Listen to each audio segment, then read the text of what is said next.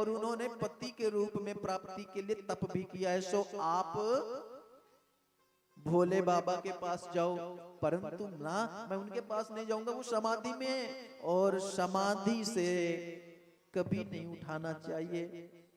बोले एक काम करो, तुम कामदेव के पास जाओ। इंसान किसी को दो ही तरीके से अपनी तरफ आकृष्ट कर सकता है, तीसरा कोई कारण है ही नहीं। इंसान अपनी तरफ लोगों को दो ही कारण से खींच सकता है, या तो काम के जरिए या फिर राम के जरिए।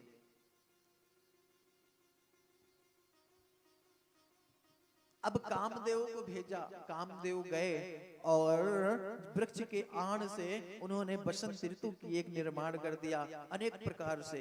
गोस्वामी पाद जी ने लिखा है कि ऐसा काम का वातावरण काम ने रचा कि रहा न कहू के मन धीर, किसी के मन में धीर नहीं रहा। वही लोग बचे काम से जिन पर इनकी कृपा थी, जिन पर राघव जी की कृपा थी, वही बचे। और जब देखा कि सब पर हमारा वश हो गया परंतु भोले बाबा पे कोई असर ही नहीं है, तो उसने अपने 5 बाण निकाले और भोले बाबा पे चला दिए। भोले बाबा के हृदय में लगा और भोले बाबा तुरंत समाधि से जगे। जब भोले बाबा ने देखा कि सामने कामदेव का कृत्रिम है, कामदेव ने ये सब किया है, तो यहाँ पर लिखा है तब शिवती शरणयन उघारा पदवते काम भयउ जरिल चारा, हाहाकार भयउ जग भारी, दर पे सुर भय असुर सुखारी। जय सिया राम, जय जय सिया राम, जय सिया राम, जय जय सिया राम। जब शिव तीसर नयन उघारा, जब प्रभु की तीसरा नेत्र खुला तो महाराज कामदेव जलकर भस्म हो गया। और जब कामदेव जलकर भस्म हो गया, सब देवताओं में हाहाकार मच गया, सब देवता भी डर गए। वहां पर देवता डर गए। तब देवताओं ने एक कृत्रिम किया कि कामदेव की जो पत्नी थी ना, उनका क्या नाम था, रति। रति को आगे कर दिया कि अब तुम जाओ। रति गई और रोते हुए प्रभु से निवेदन किया, प्रभु आपने मेरे पति को क्यों मारा। भोले बाबा ने कहा जो राम के भजन में लगा है और राम के भजन करने वालों को यदि काम सताएगा तो उसे तो मारूंगा ही। पर रति ने कहा प्रभु ये तो देवताओं के काम बनाने के लिए आपके लिए ही तो आए थे, ये आपको समाधि से उठाने के लिए, मेरे लिए मेरा क्या काम। तो रति ने सारी कहानी बताई कि देवताओं ने भेजा है इसलिए। फिर भगवान श्री शंकर ने, भोले बाबा ने कहा कोई बात नहीं रति, अब तो जो होना था हो गया, अब से तुम्हारे पति का नाम होगा अनंग, और ये बिना शरीर के ही सबको व्यापेंगे, और परंतु तुमको पति रूप में प्राप्त करेंगे। कब करोगे तुम इनको पति रूप में, जब भगवान कृष्ण का अवतार होगा तो उनके पुत्र के रूप में। जब जगवंश कृष्ण अवतारा, कृष्ण अवतारा, होई है हरण महामय भारा, होई हरण महामय भारा। कृष्ण तनय होई है पति तोरा,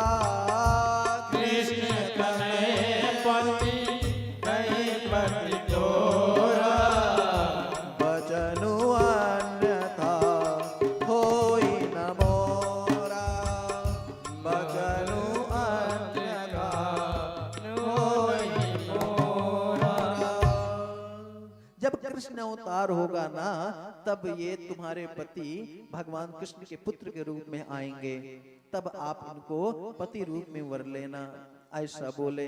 रति ने प्रणाम करके वहां से आई। अब देवता लोग बोले चलो चलो सब लोग चलो, अब की उठे हैं तो कामदेव गया, अगर फिर से समाधि लगा लिए तो न जाने कब उठेंगे। अब प्रभु के पास सब देवता कांपते कांपते आए महाराज। क्यों? क्योंकि अभी अभी काम तो किसने भेजा था? देवताओं ने। अब डर के मारे जा रहे हैं कि कहीं ऐसा ना हो अगर हम पे कुपित हो गए तो सब काम। अब सब आए वहां पर और जाके हाथ जोड़ के खड़े हो गए। भोले बाबा ने कहा बोलो क्यों, कैसे खड़े हो, क्या हुआ? तो भोले बाबा से बोलने लगे, देवता बोलने लगे कि प्रभु हम अब क्या है ना कि अपने देवलोक में ना बहुत दिन से कोई मंगल कार्य नहीं हुआ। क्या मतलब? मंगल कार्य प्रभु। तो ब्रह्मा जी ने कहा रुको रुको मैं बताता हूँ।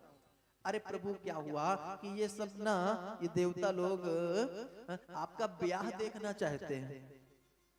देवता लोग आपका ब्याह देखना चाहते हैं। भोले बाबा ने कहा ये मेरा कोई ब्याह नहीं देखना चाहते।